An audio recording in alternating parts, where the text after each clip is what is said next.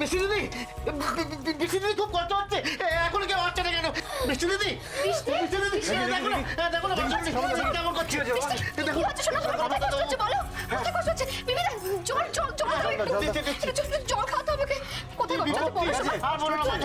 আমি তো ঘরে ধার ধাচ্ছিলাম, হঠাৎ দেখি বৃষ্টি দিদি ও চলে চলে বমি করছে, ঘরে একটিও মানুষ নেই।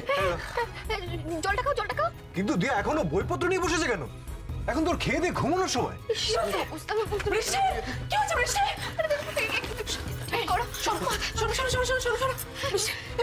এখানে এসো শোনা, এখানে এসো। কি হচ্ছে আমার শোনা? কি কষ্ট হচ্ছে তোমার বলো? কি কষ্ট হচ্ছে? এই তো মামাম চলে এসেছে। আমার বৃষ্টি শোনার আর কোনো কষ্ট হবে না। মামাম ম্যাজিক করে সমস্ত কষ্ট কমিয়ে দেবে। জঙ্গলি আন্টি, আমি আর একটু জল খাবো। আমি তো আছি, আমাকে দাও, আমি খাই দিচ্ছি জলটা। খাও শোনা, জল খাও। বমি করে আমার মেয়েটা পুরো ক্লান্ত হয়ে গেছে। তিস্তা, তুই এক্ষুনি একটু ডাক্তারবাবুকে ফোন কর। বৃষ্টির কি হয়েছে একটু বুঝিয়ে বল, আর উনি যা ওষুধ দিচ্ছেন বুঝে নিয়ে আমাকে বল, আমি সেটা নিয়ে আসছি এক্ষুনি। যা। আমি এক্ষুনি যাচ্ছি আর্চিতা, এক্ষুনি ফোন করছি। আমার মনে হচ্ছে অ্যাসিডিটি হয়েছে, আর সেটার জন্য বমি করছে। ও তো রোজ দুপুরবেলা এই সময় ঘুমায়, তাই হয়তো আজকে ঘুমটা হয়নি, তাই শরীরটা খারাপ করেছে। দিয়া, তুমি তো ডক্টরই বলে পারতে। সব ব্যাপারে কমেন্ট না করলে তোমার চলছে না, তাই না? এর জন্য ডাক্তারই পড়ার দরকার হয় না নিহার, এটা তো কমন সেন্স যে টাইমে না খেলে, টাইমে না ঘুমোলে যে কোনো কারোর অ্যাসিডিটি হতে পারে।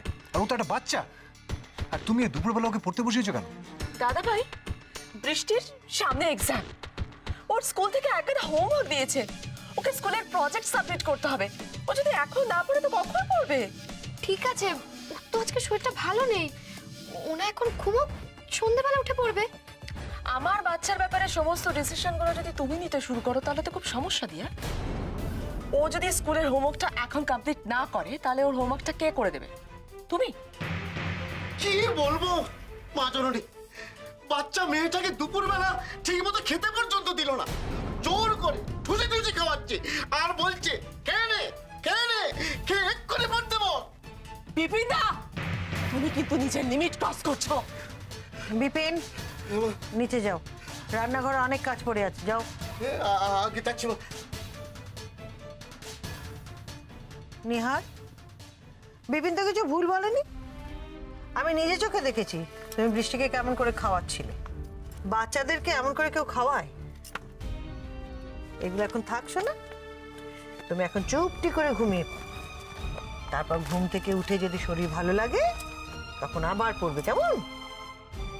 ঘুমিয়ে পড়ো। আমি ডাক্তার জেঠুকে ফোন করেছিলাম, ডাক্তার জেঠু বললো চিন্তার কোনো কারণ নেই, মনে হয় অ্যাসিডিটি থেকেই বমিটা হয়েছে। সন্ধ্যেবেলা এসে জেঠু এসে দেখে যাবেন। দেখতে তোমরা সবাই মিলে খামোখা তিলকে তাল করছিলে।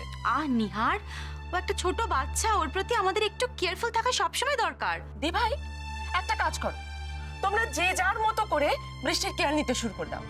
ওকে আল্লাহ দেখিয়ে ওর মাথাটা একেবারে ঘুরিয়ে দাও। তারপর যখন ওর ফিউচারটা উচ্ছন্নে যাবে তখন তাই কি হবে?